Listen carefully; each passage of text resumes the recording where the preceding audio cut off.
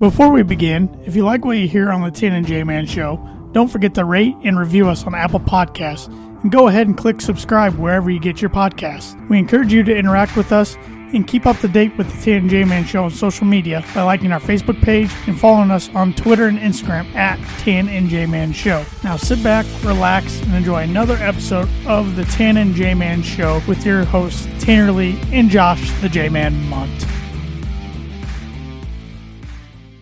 What's going on, everybody?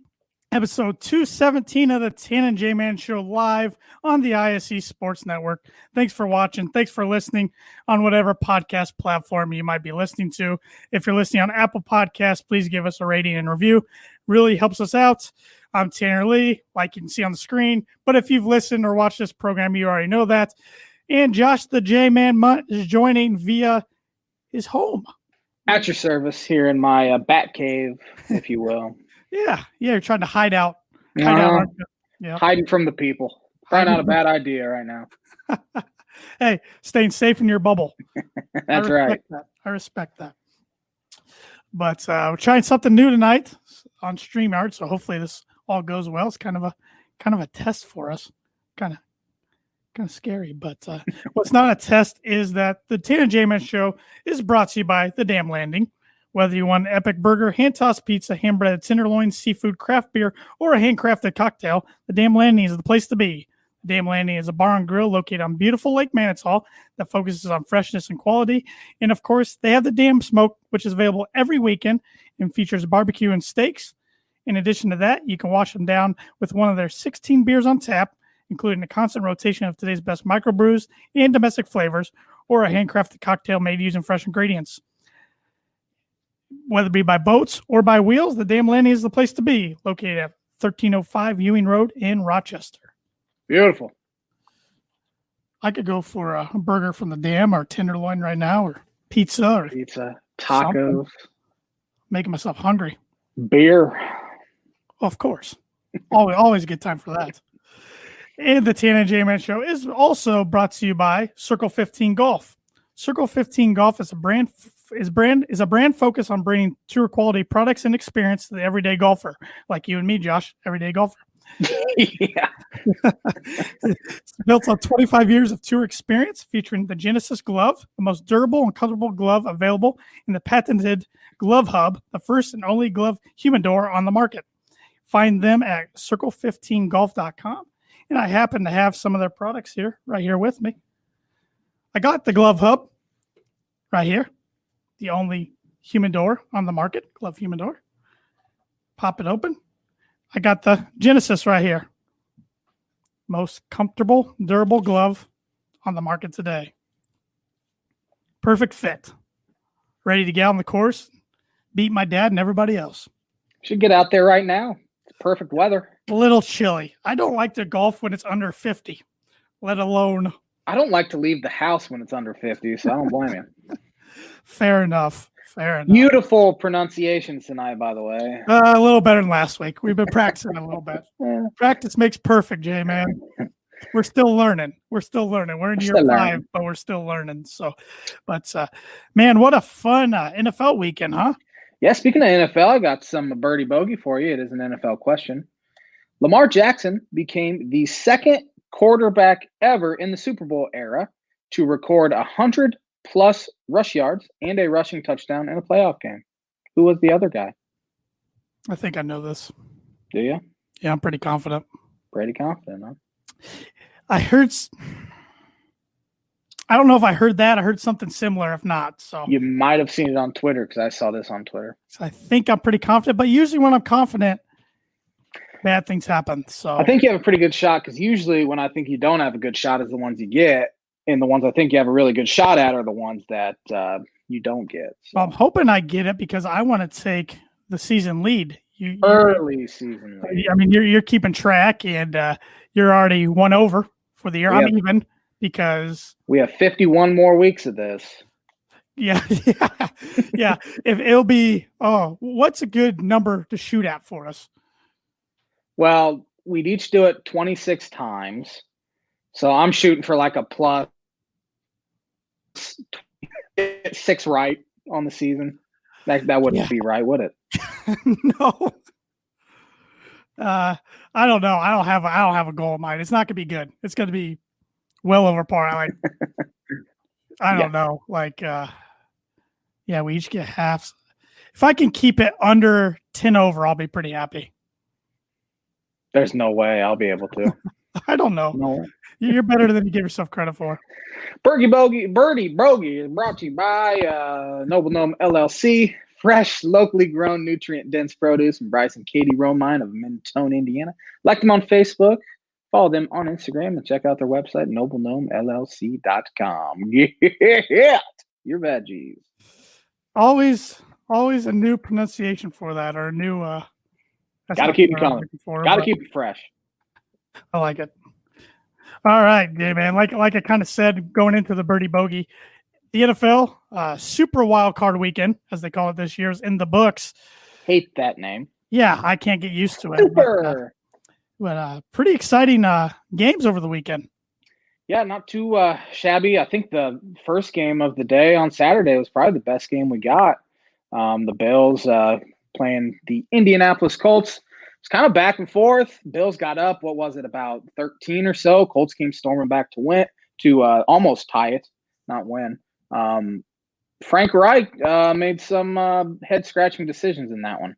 Sure did. I got to be honest, I didn't get to watch a lot of the second half. I was helping with actually the All Sorts of BS podcast, which is hosted by Chris Smith and Mark Bestman, two of the guys with Circle 15 Golf.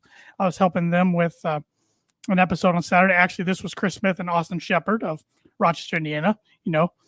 His family owns Shepard Chevrolet Buick. They were recording a podcast down in my studio. I was helping them with that. So I didn't get to watch a ton of the second half. I was following on my phone and on Twitter and our group message. It definitely sounded like Frank Wright made some questionable decisions, to say the least. He went for it on 4th and goal from the 3 instead of kicking a field goal. Didn't get it. Right before half, correct?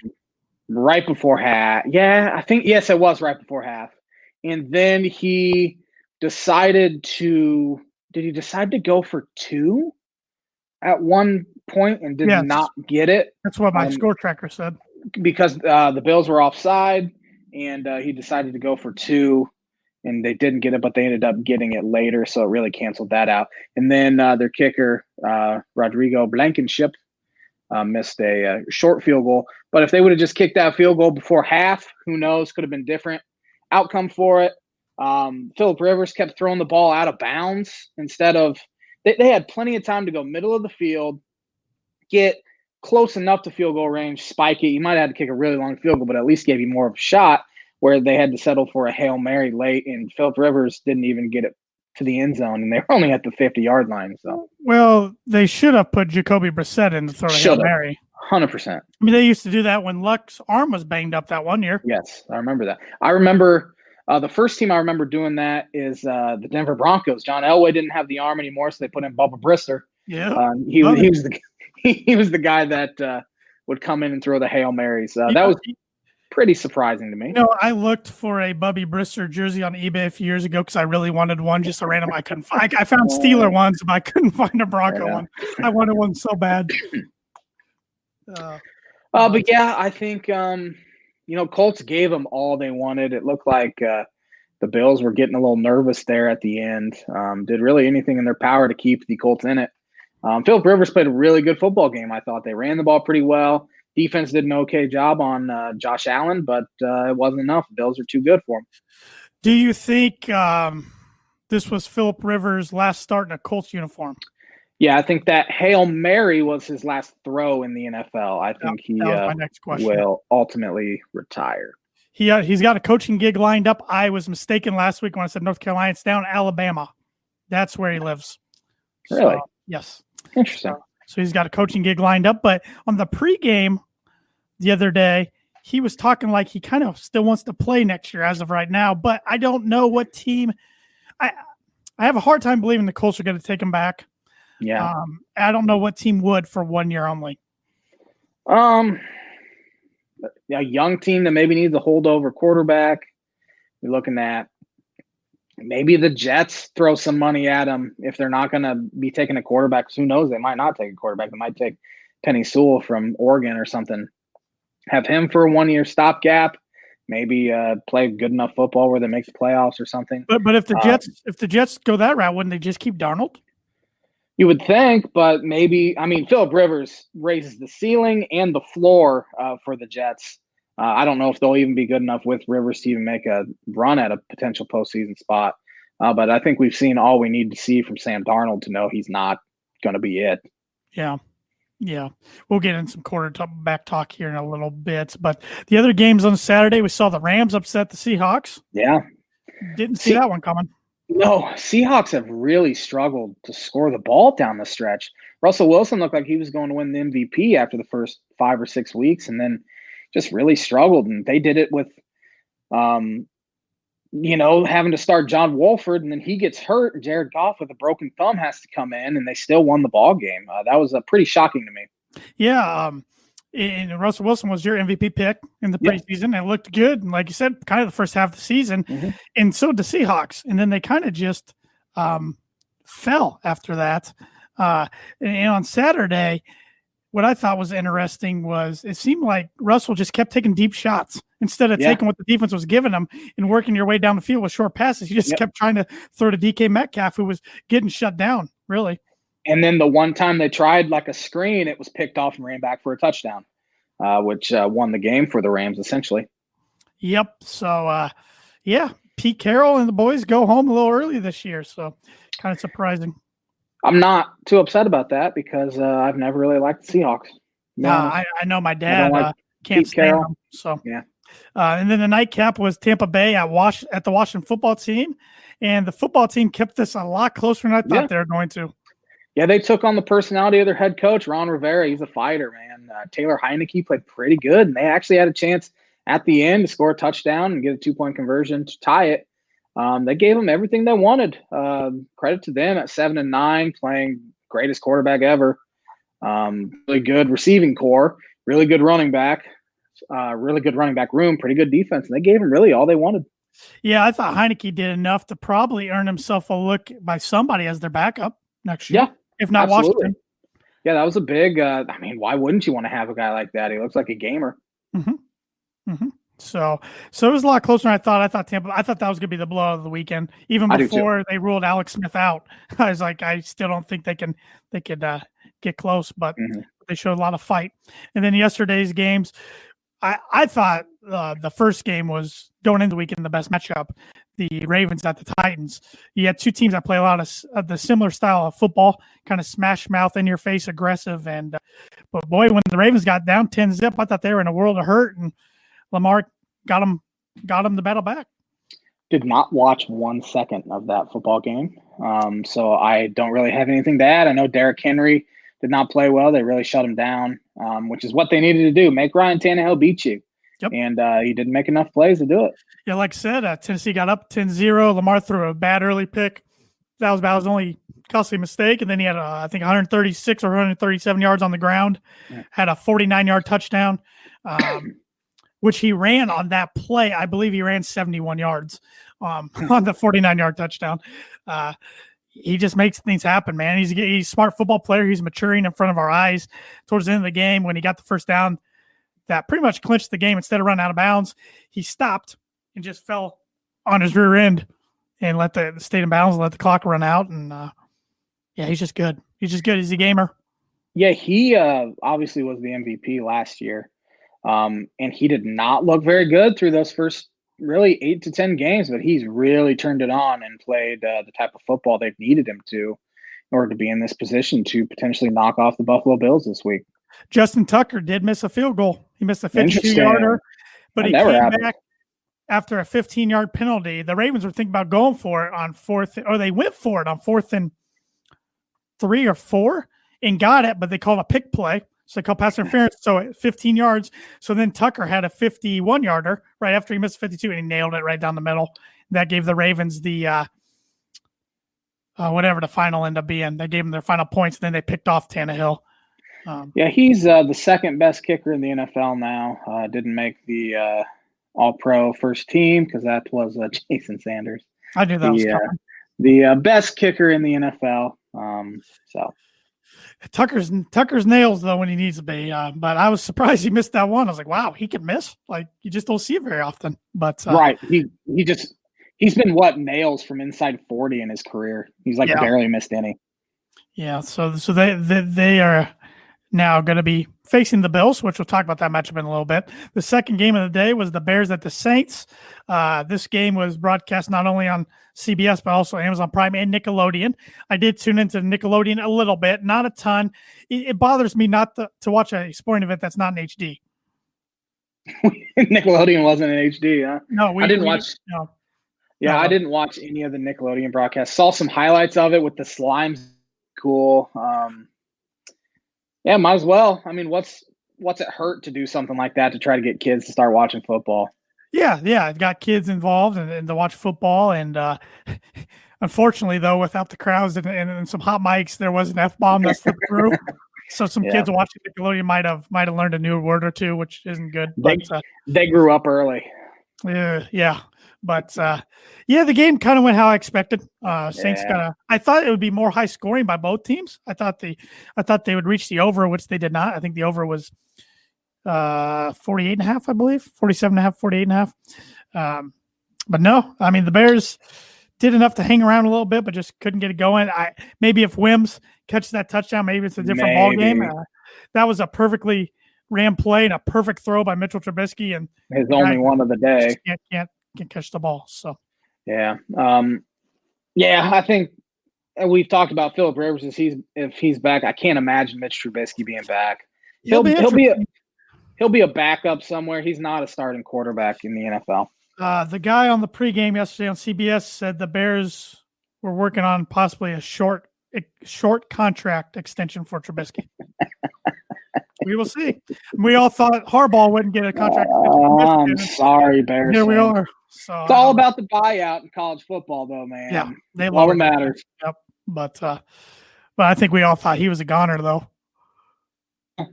Harbaugh, but he's back, anyways. But so we'll see there. But Drew Brees is rolling on, and he'll face Tom Brady, which is a divisional matchup. The Saints got the best of the Buccaneers both times this year, so that's going to be a good one to watch. Then a nightcap last night was the Cleveland Browns and the Pittsburgh Steelers, and this game was pretty much over after a quarter. 28-0 with like 4 minutes left in the first quarter. Juju Smith-Schuster needs to shut his mouth. He said, when was it? He said it Thursday. They're the same old Browns, nameless, faceless. Browns are going to brown. No worries. Then they go out, lay an absolute egg. Chase Claypool today said no chance. Browns have no chance to win another game in the playoffs. It's like so it's all good. You just got whooped by them. I wouldn't talk right now if I were you. Tough loss, but they're going to get whacked by the Chiefs next week. So it's all good. That opening play gave me shivers and flashbacks to Super Bowl 48. Yeah. That snap was 10 feet over Ben's head. Yeah. Ben's 6'5". Yeah, Pouncey, I don't know what he was doing there. It went up and over his head. But whereas Peyton Manning in 48, he was going up to say something to Ramirez, and Ramirez thought he heard it and just snapped it, which, that was the beginning of a long the Steelers need to shut up. They played horrendous football down the stretch and then get absolutely waxed by the Cleveland Browns, who they've dominated for years. Just shut up. Go home. You're done. Just quiet. Get off TikTok, Juju and Claypool. Good Lord. I was nervous for Brown fans for a little bit that they were going to blow it. I was kind of hoping they'd blow it because it'd just been hilarious for me. But after what do you got against the Browns? I hate them. I just don't like them. Don't like Baker. Don't like Jarvis Landry. Don't like OBJ. Their fans are as insufferable as really any fan base in football. Man, their fans have been through. I don't care. Oh, come on. Cubs fans were terrible for years, and they didn't win for 108 years. And they were insufferable, Cubs fans have been. Yeah. I was going to say that. Same thing. That just trumps my point. I was going to say, you're a Cub fan. You should know what suffering was like, but you kind of just trumped my point there. So, but I like Baker, but I don't like OBJ. And I have Jarvis is Jarvis. I draft him almost every year. So from a fantasy team, so whatever. But I'm not an OBJ fan, but I do like Baker. But don't like him. But Browns, the feel-good story continues for at least another week. This weekend's matchups, it starts off with the LA Rams at the Green Bay Packers. The Rams are going from the inside, the warm domed climate to the frozen tundra. Who do you like in that game?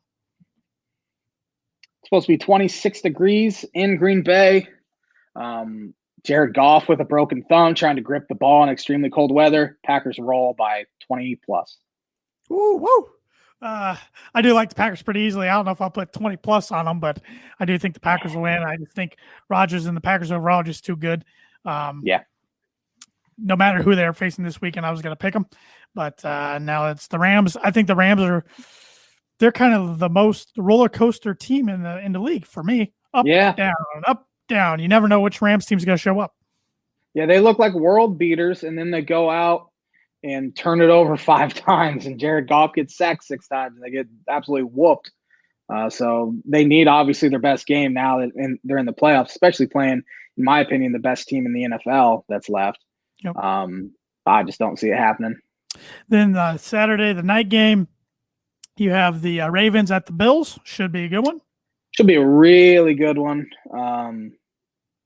Man, 2 really good quarterbacks. Both guys can run the ball.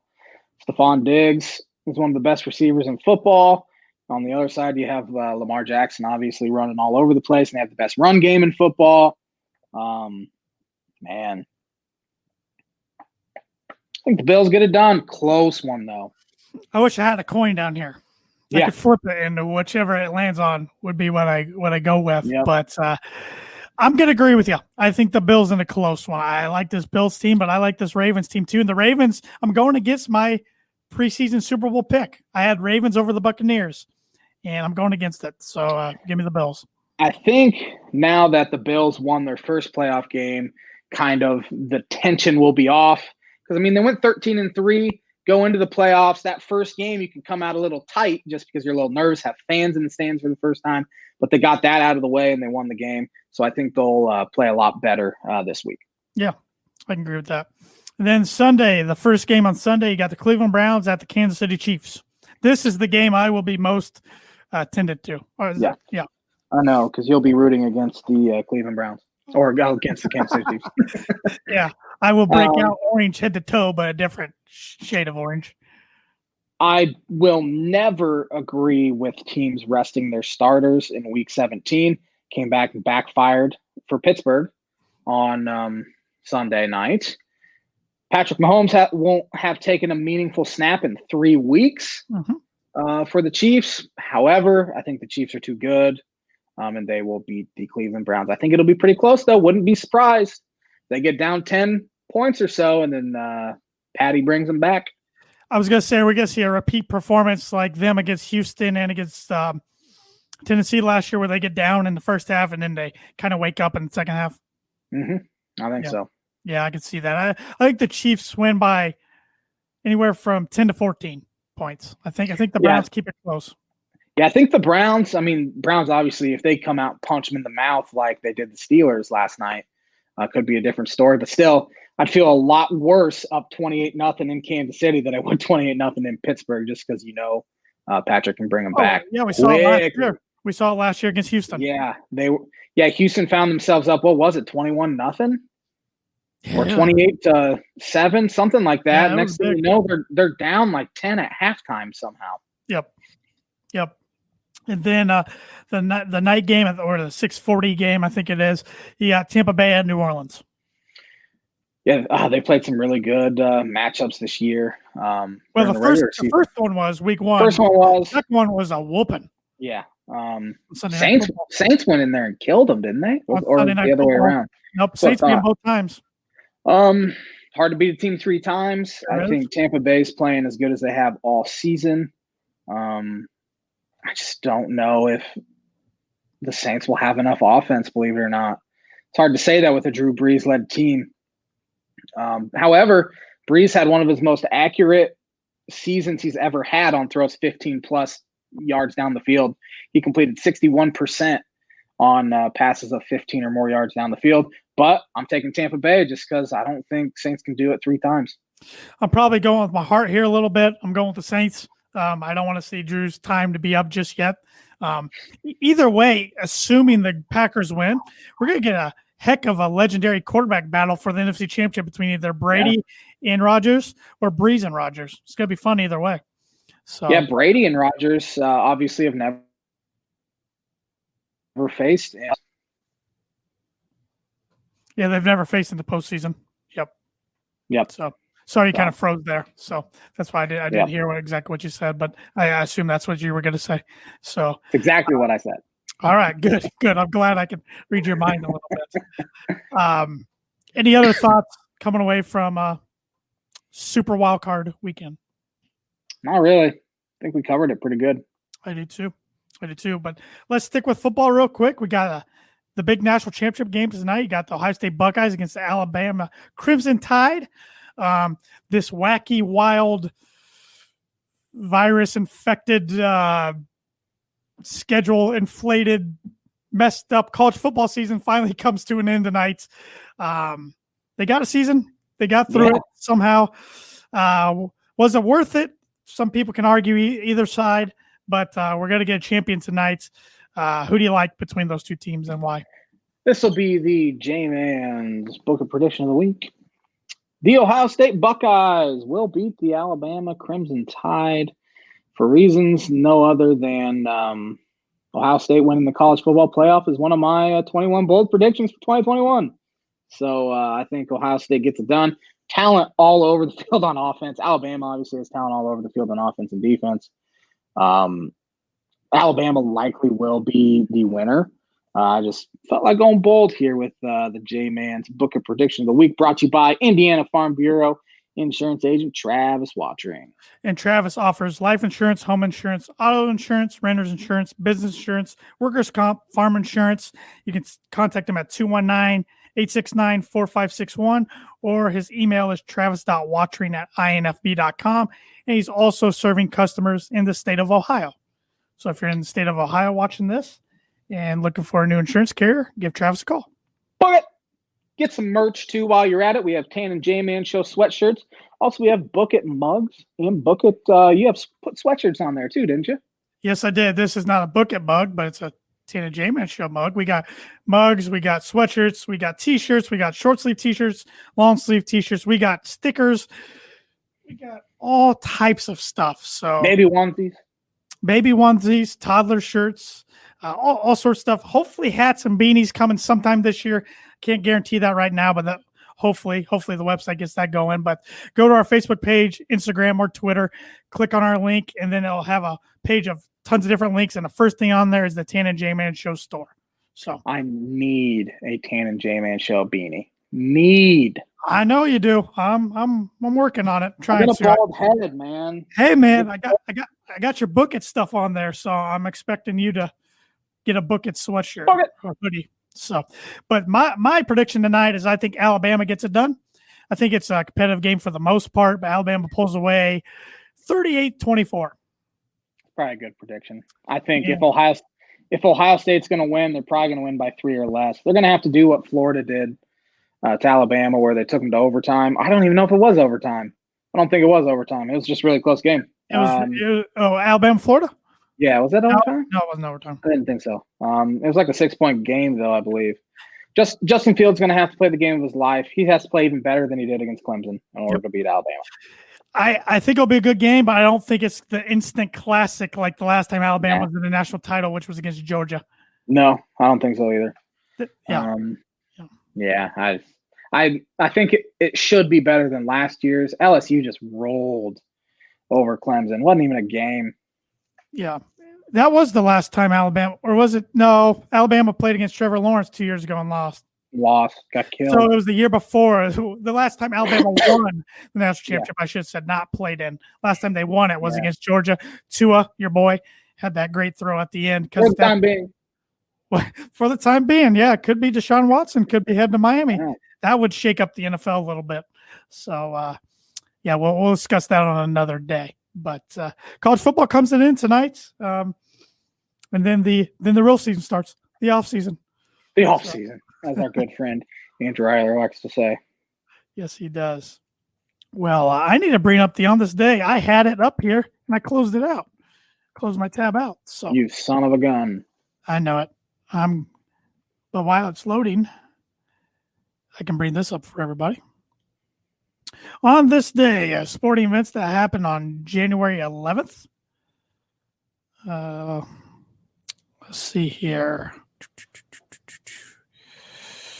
Oh, not finding any good ones yet. On this day in 1946, Bert Bell became the second NFL commissioner, and he moved the Chicago headquarters to Philadelphia. Now the NFL headquarters, I believe, is in New York.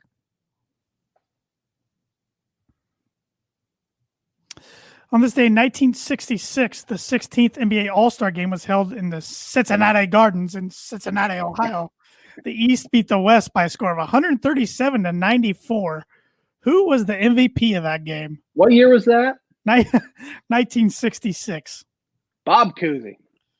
No. Adrian Smith, point guard for the Cincinnati Royals. Never heard of him. On this day in 1967, San Diego was granted an NBA franchise to be called the Rockets. The franchise moved to Houston for the 1971-72 season.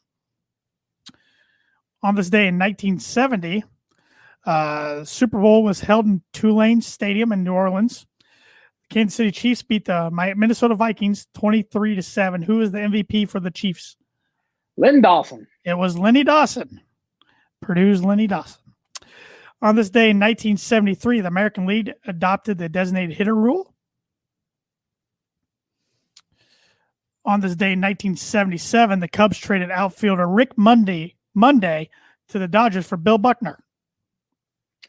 Yeah, Rick Monday probably most known for going and grabbing the American flag in the outfield when two protesters jumped on the field and tried to light it on fire. He's the one who did that? I did not know that. On this day, 1981, the AFC Championship was played at Jack Murphy Stadium in San Diego. Saw the Raiders beat the Chargers 34-27. If that game ever happens in my lifetime, I'm going to throw up. I was going to say, if you were alive back then, you would have been hating every second of it.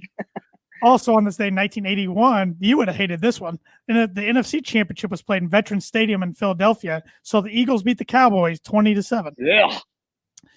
On this day, 1983, Billy Martin was named the New York Yankees manager for the third time. He was a character, man. 3 times. On this day, 1984, the Denver Nuggets beat the San Antonio Spurs 163-155, the highest scoring NBA game in history. Is that regulation? Yeah, it doesn't say overtime. On this day in 1987, the AFC Championship was held in Cleveland Stadium as the drive happened, as the Denver Broncos beat the Cleveland Browns 23-20 in overtime. I knew you were going to say that one. And on this day in 1987, the NFC Championship in Giants Stadium in East Rutherford, the New York Giants beat the Washington Redskins 17-0, and we won't talk about that Super Bowl following that. What happened? On this day in 1990, the General, Bobby Knight, became the Big Ten's winningest coach, 229 Big Ten victories. On this day in 1998, the Denver Broncos beat the Pittsburgh Steelers 24-21 in the AFC Championship game. They would go on that year to win their first Super Bowl ever. And also on this day, the Green Bay Packers beat the San Francisco 49ers 23-10. I missed the early Super Bowls. Like, I used to fall on my birthday quite a bit, January 26th. I miss the this is the marketer coming out of me, the unique logos of the Super Bowl. Yeah. Now they're just boring. They have the silver and the Roman numerals. They used to have a cool design every year. I'm the exact same way with the NCAA tournament. They used to have cool logos too, and they just gone with a generic look. Do you remember this on 2000 on this day in 2004, on 4th and 26, trailing the Green Bay Packers by 3 in the NFC divisional playoff game? The Philadelphia Eagles had a 4th and 26 on their final drive. Donovan McNabb hit Freddie Mitchell for 29 yards. Eagles tie the game and go on to win in overtime. FedEx Freddie. I remember that play well. I remember watching it live. And on this day in 2016, the College Football National Championship was held in University of Phoenix Stadium. So number 2 Alabama beat number 1 Clemson 45-40. Yeah, Clemson and Bama played some good ones. They sure have. It was just yesterday or 2 days ago was when Deshaun Watson found Hunter Renfrow with 1 second left or as time expired to win it. So, yeah, that's pretty good ones. Yep. And the On This Day segment is brought to you by Proforma Print House. If you're looking for a trustworthy, dependable resource for your next trade show, company picnic, or sales meeting, Proforma Print House has over 50 years combined experience in promotional products and commercial print. They strive for fast and efficient response to all your print needs. You need to look no further. Let them be your one-source print and promotional company and give them a call at 574-210-3815. And they can get you a nice water bottle for a company, kind of like this one I got here. Beautiful. It's got a nice unscrewable there top on it. It's ventilated. Keeps your drinks nice and cold or warm. So they got plenty of things like this. So give them a call. That reminds me of Michael Scott gets one of those and he puts orange juice in it. He takes a drink and hits you right in the fillings. Oh, that's good. Always got to love when the Office reference comes up on the podcast. So, all right, we got about 24 minutes left. Let's talk about some college hoops. Something you might not want to talk about too much. I'm ready. Well, let's start out. The Big Ten, man, it's wild. It's crazy. Wacky. I know we say this every year, but this year it feels extremely wild and wacky. And anyone can beat anyone. I mean, you look at Maryland, they're 2-5. Their 2 wins are at number 6 Wisconsin and at number 12 Illinois. I mean, what's the deal? Yeah, and it just proves you can go on the road without fans. Without fans to help. And get upsets. I still will say there's still some home court advantage as far as shooting backgrounds, right, et cetera, but there's no atmosphere. But yeah, it just comes down to this year getting your team pumped up. And in Illinois' case, I think they're the most talented team in the Big Ten. If not, they're right there with Iowa. If not, but they sleepwalk through the first half of games. Yep. I mean, it was very evident on Thursday night when they found themselves down 43-28 at Northwestern at halftime. That hit halftime. My whole feeling was Illinois is still going to win this game. I still felt good about it because I don't know why it takes them getting down by so much, like down 15 on the road at Penn State early, 19-4. Come back, beat them by 17. Get down 15, outscore Northwestern by 40 free points in the second half. If they play like that level of intensity, they might be the best team in the country, honestly. At least a top 3 team. I don't know if they can beat Gonzaga with that even. But it just shows they have such a higher level to get to, and it's frustrating when they're not hitting it. I feel better about them going on the road and getting wins right now. So they play better on the road. At home, they haven't scored 70 points at home since they beat Minnesota, and that was over a month ago now. They struggled shooting the ball against Indiana, struggled shooting the ball against Purdue, really struggled last night. They had every chance to put that ball game away against the Maryland team that was playing without Eric Ayala for one, which is even worse, which makes the loss even worse. They got up 5. Maryland they get the ball back, have like 3 or 4 opportunities to extend the lead and don't score with the turnover. Bad shot selection. Got no offensive rebounds last night, it felt like. Then Maryland has every opportunity to go down and try to win the ball game, and that's what they did. They got an offensive rebound, kick out, hit a 3. Illinois had Andre Curbelo with a terrible shot. It was just one of those things where if you get Kofi Coburn the ball, they probably win that game. He shot 8 of 10 from the floor last night, 5 of 6 from the free throw line. They just didn't get him the ball enough, and it was frustrating to watch. However, I've never it's been forever since I've not felt bad after a loss, but I did not really have any feeling at all last night because this whole really stretch of games, they've been playing with fire, and you knew it was bound to catch up to them eventually, and it did. And hopefully that's the kick in the pants they needed. I was hoping the first half against Northwestern was going to be the kick in the pants, and obviously wasn't. So hopefully that's what they need. I think I've been saying this for a while, I think they'll be a better team in February than they are right now, but eventually they have to have a third guy stepping up. They had a bad injury last night. Trent Frazier gets elbowed in the collarbone. I don't know if you saw it. I just saw he was out. He was going for a rebound. He was on the ground, and Maryland's big guy came down full force, elbow right to the collarbone. He's hit him with a people's elbow. Yeah, his left shoulder. And so he went out the rest of the half, came back in for 3 minutes, shot the worst air ball I'd ever seen. And then you could tell his shoulder was just not right, so they took him out. That hurt. And who knows if he plays because he's their best defender, they might have won. But still, no excuse to lose to a Maryland team at home like that. But that's life in the Big Ten this year. It's just you can't go into games and sleepwalk in the second half, especially. They had an opportunity to go up 10 in the first half, and they refused to do it. So hopefully that loss is what they'll need. I'm not worried about them at all. It's because they're too good of a team to worry about. But good Lord, need to win that one. Yeah, you got to show up every night, ready to play. I thought Io made that last three to take it in overtime when he let it go. But yeah, it looked good out of his hand. Still had 4 seconds left is the thing that was frustrating when he jacked that up from the volleyball line, essentially. But yeah, they lost it. They just need to find that third consistent contributor. And it looked like it was going to be Adam Miller in the first half. He hit 3 threes. I don't even think he shot the ball in the second half. DeMonte Williams was worthless from the field. He didn't even score. Georgie, where the heck's he been? Jacob Grandison didn't have a good game. Coleman Hawkins didn't play in at all in the second half. It was not very deep. Yeah. They just need a third guy, though, because Kofi and Io are going to get theirs every single night. Need that third guy to step up. And Curbelo was horrendous last night. Yeah, that wasn't a shot you wanted out of him towards the end of the game. But he was forcing stuff, and I get that's going to happen. You're going to have a game like that, but you got to stop having games like that. It's the thing.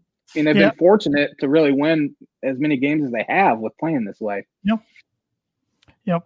So it's like you said, maybe it's the kick in the pants they needed. We'll see how they respond this week.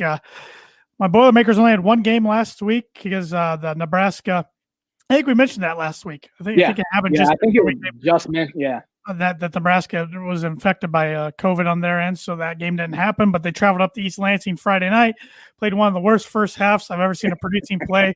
They had 16 points at half, and we're down 15 points.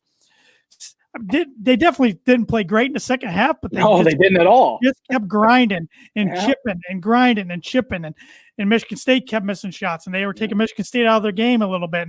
And Travion Williams really got going to where he scored 24 points in the second half. Michigan State scored 23 as a team. Travion hits a shot with 6 seconds left to go up 1, and Michigan State misses a shot, and Purdue absolutely stole one. I mean, it's one you feel like you steal. You run out of that place, get out of town. I watched the entire game. I didn't think Purdue looked good in the second half at all. It's just Michigan State looked so garbage. And I'll take it. I don't care. 100%. 100%. I mean, go ahead. This Michigan State team might be to what Michigan was in football season. It's probably too early to tell, but we'll see. As those teams usually play better in February and March, we'll see what happens. Yeah, but it's a road win at Breslin. Who cares how good they are? This is Purdue's third win in a row over Michigan State and 6 out of their last 9 meetings. I didn't realize that until the other day. It's like, wow, Matt's really starting to get the better of Tom a little bit. But, taking a run because I love beating that team. I love living in a world where the Patriots were bad this year. Michigan State's looked awful so far. Kentucky looks awful so far. Duke doesn't look that good. Not upset about it. The Browns are winning playoff games. The Browns are winning playoff games. What the heck is going on? 2021, man. But no, it's I was glad to get that one. And now, of course, big week this week. They traveled down to Bloomington to face the Hoosiers, who went 1-1 this past week. They lost a heartbreaking double overtime game up at Wisconsin. If it wasn't for Trice going off, they probably win that game. And then they hard-fought victory in Lincoln yesterday against Nebraska. One, they got up big, and Nebraska came charging back, but Indiana held them off. So we'll see what happens Thursday night. And then, assuming Penn State's better by then, they host Penn State on Sunday. Purdue hasn't played a home game since Christmas Day. They've had 4 road games in a row because of some COVID implications. So, but Penn State's postponed for tomorrow against Michigan. That's 4 games in a row. They did announce the game time today for Sunday, so that tells me they think they'll be able to play. But I wonder if an entire team can opt out of a season. I mean, their record's like they played 7 games or something like that. Yeah, 3 and 4 or 4 and 3. So it's getting close to like, what do you do? Yeah. So, but it is what it is, I guess. It is what it is. It's a small roster, so maybe they've had enough guys get it to where you feel good about them not having another breakout. Of course, I'm not a doctor. Do I look like a doctor? Sure. I have the brains of a doctor. You just discredited yourself there. Let's pick some Big Ten games while we're at it. Tomorrow night got a good one. Number 8 Wisconsin, number 10 Michigan. Michigan's rolling. Hunter Dickinson's playing sensationally in the post. They're getting good guard play as well. I'll give me Michigan. Michigan's only played 2 away games, so eventually they're going to play some away games. But I agree with you. I think Michigan wins tomorrow. And Rutgers and Penn State is postponed, like we already mentioned. Northwestern is really struggling right now, though. Yeah, they got smacked twice last week. I don't get Ron Harper Jr. back and you struggle. I didn't see that coming. I did not see them losing to Ohio State, especially at home. You got Northwestern and Ohio State. I see Ohio State's lost C.J. Walker for the next month. Oh, Illinois plays them Saturday. Yep. They lost to an Eric Ayala-less bad Maryland team, so who the heck knows? Give me Ohio State. Northwestern had a good run. They looked great in the first half, as I said, against Illinois, but then had 2 field goals in the second half, scored 13 points. Give me Ohio State. Win many games. No, you're not going to win any games doing that. Yeah, I like even when you get up 15. Exactly. I like the Buckeyes as well pretty easily. Illinois at Nebraska. I think Illinois bounces back. They come out. They have to come out and play well. I mean, I keep thinking it's going to be the wake-up call, but maybe a loss is finally the wake-up call because they hadn't really had a bad loss yet until that one. So I think Illinois goes in and plays pretty well and rolls. Purdue at Indiana Thursday night. You're just not going to pick that one? Yeah, I was trying to look up something about that game, but I can't find it on my phone. I saw it earlier today. I can't find it now. I think it's a coin flip. I think Purdue's size will give Indiana problems. Indiana struggles to score the ball. Indiana's due, though, and that's what I got to go with. I mean, I've picked Indiana to beat them I don't know how many times in a row, so you're welcome. Because it just hasn't happened. So it's been well over. I was trying to look up how many days it's been. It's been a lot long. Has Archie Miller beat Painter? It's no. This streak started in 2017. That they're on right now. Purdue's won 7 in a row, I believe, against them. I think Purdue's the better offensive team, but Indiana's the better defensive team, even though Purdue didn't score many points at all the other night. They need to keep Williams out of foul trouble. He's definitely their best player. I gotta pick Purdue. I can't pick Indiana, but I think it'll be a close game though. I do think it'll be a good game. Michigan State at Iowa Thursday night. Iowa by 25. I think Iowa gets it done as well. Michigan State needs a game to bounce. They need to bounce back sometime. I mean, they're not going to be a tournament team if they continue to go down this path. They shouldn't be in like Joe Lunardi's bracket at all. I don't know if he is or if they are or not. But they're 118th or something like that in the net rankings right now. Friday night hoops, Wisconsin at Rutgers. Rutgers has struggled, as I said. I think Wisconsin goes in there and gets it done. Rutgers continues to free fall. I don't think Wisconsin can afford to lose 2 this weekend. I mean, I'm not saying any of these teams are in jeopardy of missing the tournament, but the Big Ten's so tight, you don't know what's going to dictate the race for the championship. And that's the problem with Illinois' loss last night. You lose to a Maryland team, that might keep you out of winning the Big Ten. But, of course, Wisconsin lost to them too. They need other teams to kind of slip up. Illinois definitely can't lose Wednesday if they want any shot at winning the Big Ten. Oh, yeah. If you lose Wednesday to Nebraska, you got bigger problems going on behind the scenes. So, yes. Your Illini are in action again on Saturday at home against Ohio State at noon. Did not know the C.J. Walker news until he said it. I was going to pick Illinois anyway. Just give me Illinois. Yep, I agree. Nebraska at Maryland. Give me Maryland. I agree as well. Michigan at Minnesota. Michigan gets their first loss to Minnesota. I was going to pick that, but we're agreeing too much, so I'll go with Michigan. They keep it rolling. Penn State at Purdue on Sunday if they play. Purdue big. I agree. I don't think Purdue they definitely can't afford to lose that game. And then Indiana at Michigan State, that's a noon CBS game on Sunday. Indiana definitely needs to beat Purdue because they don't want to go into that Michigan State game having a loss already. But I think Michigan State gets them. I do too. I mean, Michigan State's got to win sometime, don't they? I mean, yeah, have to, especially at home against teams you should beat too. Yeah. So I got to think they'll be fired up this week. So should be. I'm sure Izzo got into them pretty good. Oh, I guarantee it did. So should be another fun, entertaining week slate of games for the Big Ten this week. Yep. So you ready for part 2 of 4 of our bold 2021 sports predictions? I am ready. So we did 5 last week. We got 5 more this week, 5 more next week, and then 6 the following week to cap it off. This is a lot harder than I thought it was going to be. But here is my first one. I think this is the easiest one I have tonight, but it still might not come true. I think we see Drew Brees, Philip Rivers, and Big Ben all retire this offseason. I have Drew Brees, Tom Brady, Philip Rivers, and Big Ben all retiring. I think Brady's done. Yeah, that's kind of the one I threw in there as the bold one. I don't think the other 3 guys are that bold. Yeah. So I had to throw in Brady, but that is also one of mine for this week. Yeah, a lot of people aren't talking about Big Ben painting them up enough. Everybody's talking about Rivers and Brees. Yeah, Ben's about retired each of the past couple years. Maybe the loss to Cleveland kind of sparked him, but who knows? He might just be done. This isn't on my list, but what do you think about Mike Tomlin's time in Pittsburgh? I mean, he's been there how long? 14 years? Well, and I bring this up. With that loss last night, he is now 8-8 in the playoffs, and he's only won 3 playoff games in the last decade. Yeah.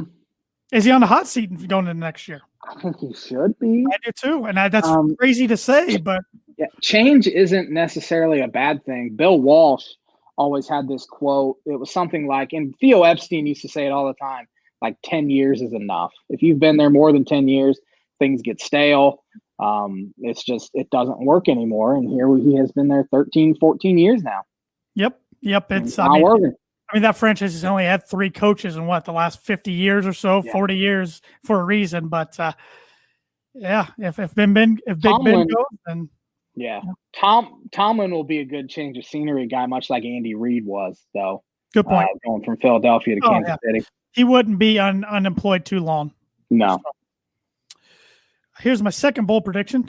At least 8 NFL teams come week 1 of next year will have different starters than they did this past season in week 1. At quarterback? At least 8, yeah, at quarterback. Sorry. I have one that's similar to that. Deshaun Watson will be traded to the Miami Dolphins. I saw that one coming, yeah. And Carson Wentz will be traded to the Indianapolis Colts. All right. Because Colts have the cap space to do it. Well, see, that would make have the cap space to trade for Watson. That would make 3 new teams right there. My 8 right there with new starters. Yeah. So, just spitballing off the top of my head, I think the Saints will have a new starter. I think the Jets will have Taysom Hill. Not Taysom Hill. No. And he wouldn't count it. I mean, that would still – Breeze was their week 1 starter. Yeah. So I think Saints, Jets, Jaguars, Colts, Steelers. Yeah. I think a team like Carolina's the iffy one, yeah. Chicago could. Yep. San Francisco could. Could, absolutely. Denver possibly could. I don't think they will, but they could. Should. I'm Detroit's could. Another one, yeah. Atlanta. There's so many possibilities. Yep. So it'll be interesting to see how that shakes out. What's your second one? Or yours was the Dolphin. That was the Watson and Wentz one. All right. Somebody will make the Final Four this year that hasn't been to a Final Four in the last 20 years. I like it. It's a good one. I got some teams to look out for. Florida State. Yeah. This is a real shot at dark. Clemson. Yeah. Iowa. Yeah. Baylor. Iowa and Baylor were the Missouri. 2 that I think. Oh, don't say that. Maybe Xavier. I don't know how good they are this year. I just know they're a usually pretty solid squad. I don't know. Don't say Missouri or Iowa. Had to throw those 2 in there just for you. Goodness. Killing me. What's your third one? My third one is Justin Fields will not even be the second quarterback taken in the NFL draft. I think most people are talking, you have Lawrence 1, Fields 2. I think he will be taken after Lawrence, Zach Wilson, and Mac Jones. You know who's really fallen is Trey Lance. Yeah, and it's not really his fault because he only got to play one game this year. Yeah. And hopefully he's in the Senior Bowl because who knows if the Combine will even happen, if Pro Days will happen. He needs a good showing in a thing like the Senior Bowl, which luckily for the Dolphins, they're one of the teams coaching this year. Yep. Well, my fourth one's college football related. It's got to do with the Heisman Trophy. I think Ohio State's running back Master Teague wins the Heisman next year. It's a good one. I already have one bold prediction correct from my 5 last week. I said a non-quarterback running back will win the Heisman, and the old future Dolphin Devontae Smith wins the Heisman, first wide receiver since Desmond Howard 1991. First non-quarterback or running back since Charles Woodson, wasn't it? Yep, in 97, I think. Something like that. 7 or 6. Yeah. 7 or 8. I think it's 7. Yeah. Yep. Yeah. My next one, Ohio State, as I mentioned earlier, will win the college football playoff. That was one of my bold predictions. Kind of already set that one, though. And my last one, the Chicago White Sox will make it at least to the championship series of the playoffs. It's a pretty easy prediction. Pretty good one. I know that'll make some of our listeners and viewers pretty bold, though. Very happy. So tough. It's so tough to. It is. It's really early for that. Yeah. Now I'm going to have to remember that come March when we do our playoff predictions. My last bold prediction here, the National League Central will be won with a team at or under 500 this year. It's going to be the NFC East of It's going to be baseball. The NFC East of baseball. I still, believe it or not, unless they trade Wilson Contreras and Chris Bryant, Cubs are probably still the most talented team on paper, which is insane to me. People laughed at me last year for saying it, and they ended up winning the division. Of course, it was only a 60-game season. Cardinals have done nothing. They're in this public squabble with Yadi Molina and Adam Wainwright because they both want way too much money. Reds are letting Trevor Bauer walk. They're open to trading Sonny Gray. They've traded Raisel Iglesias. Brewers haven't done a thing. Cubs are trading away the best starter in the National League in Yu Darvish. I did see the Cardinals are a potential destination for DJ LeMahieu, which would not make me happy at all. I don't see LeMahieu back with the Yankees at all. No, he's not. I read today. Yeah, I read today that he is not happy with them. No, it's not happening. But that is my final bold prediction. NFL note: Dougie Peterson got the. Yeah, I was surprised. I didn't think that was going to happen. So probably smart. I mean, he won a Super Bowl 3 years ago. Yeah, but he's already gone. I could see him being out this year and then coming back somewhere next year to coach. I could see a team like the Jets making a call. That makes some sense. He wants to bounce back with him. Yeah. Don't be surprised if we see. I should have put this as a bold prediction, but it's too late now. Don't be surprised to see an NFL team trade for a head coach. Hasn't happened in a while. Hasn't happened since Gruden, has it? When the last one to do it, but traded. Yeah. To Oakland for Gruden. I know. Wasn't Bill Belichick traded to? That was prior to Gruden, though. Yeah, that was prior. Because I don't know. It seems like a head coach has been traded since then. I don't recall. I could be wrong, but I don't recall one. It's an interesting one, though. Hit us up with that birdie bogey and then wrap us up there, J-Man. Lamar Jackson became the second quarterback ever to have, in the Super Bowl era, to record 100-plus rush yards and a rushing touchdown in a playoff game. Who was the other one? Was it Colin Kaepernick? It was Colin Kaepernick. Mark it down. What I had heard yesterday was he had joined Colin Kaepernick as the only quarterback to rush for 100 yards or more twice in the playoffs. I did not hear that exact question, but I kind of put 2 and 2 together there. Yeah, you always say Michael Vick, and that's why I wanted to hear this. So you say Michael Vick. I probably would have if I didn't hear that other stat yesterday. So put me down for a birdie. I'm one under for the year. I'm up 2 strokes.